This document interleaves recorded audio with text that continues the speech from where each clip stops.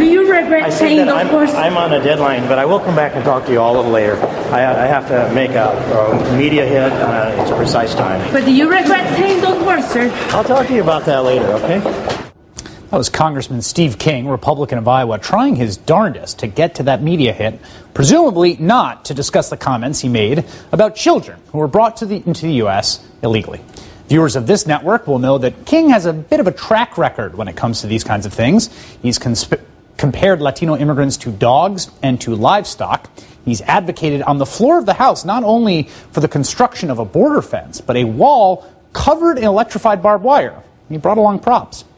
With that in mind, we must assume King meant what he said last week when speaking about the Dreamers, that is, children brought here by their parents, with the right-wing website Newsmax. They aren't all valedictorians. They weren't all brought in by their parents. For everyone who's a valedictorian, there's another 100 out there that they weigh 130 pounds and they've got calves the size of cantaloupes because they're hauling 75 pounds of marijuana across the great state of Iowa comes the insane lame brain of the plains, Congressman Steve King.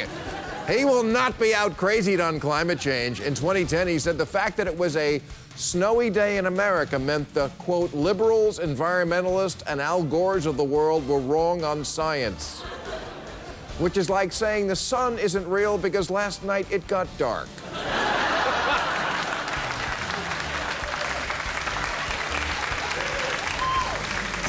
Last week, Steve announced that the Boston Marathon bomber was probably a Saudi national here on a student visa, which should make us rethink immigration reform. Wrong, wrong, and wrong. A trifecta of stupid based on internet rumors and baseless theories. That's the Steve King trademark. King is also, naturally, a birther who once speculated that the way Obama's parents got his birth announcement into Hawaiian newspapers was by telegram from Kenya. I'd say you can't make this shit up, but obviously you can, and he did. Booyah! Take that, rational thought.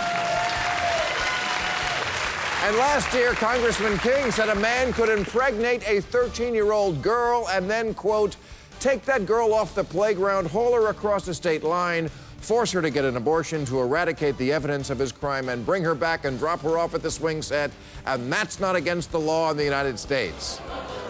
Actually, Steve, that is against the law in the United States, so you should really stop doing it. Aiken is a strong Christian man with a wonderful family.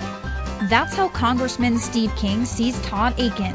But Aiken's comment about rape had both Democrats and Republicans asking him to drop out of the Missouri Senate race on Monday.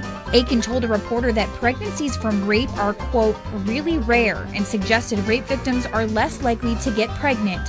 But King says instead of focusing on one phrase and turning it into a national issue, voters should focus on the big picture. I think this election should be about how did Todd Aiken vote and what did They aren't all valedictorians. They weren't all brought in by their parents. For everyone who's a valedictorian, there's another 100 out there that they weigh 130 pounds and they've got calves the size of cantaloupes because they're hauling 75 pounds of marijuana across the desert. Those people would be legalized with the same act. That, of course, was Congressman Steve King comparing undocumented immigrants to drug traffickers, a kind of lateral step from last May when he described such individuals as dogs. GOP primary candidates couldn't stop praising all those things that Reagan had done. Well, Republican Congressman Steve King's a bit to the right of Reagan. He's still fishing around for reasons why President Obama got elected. Now he thinks it might actually circle back to Ronald Reagan himself. It's all to do with that 1986 it was the Immigration Act. He calls it the Amnesty Act, which granted amnesty to immigrants who arrived in the United States before 1982. Here's Stephen King.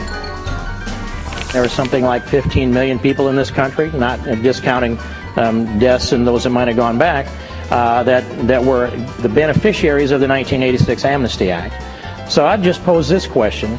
Does anybody think that Barack Obama would be president today if the 1986 Amnesty Act had not become law? I don't believe Barack Obama would be president today if Ronald Reagan hadn't made the most colossal mistake of his career in signing the 1986 Amnesty Act. He let me down that day. Well, just another comment on history from the guy who thinks President Obama's an illegal immigrant himself. He came here after being born in Kenya. That's what he thinks. Next, when outreach goes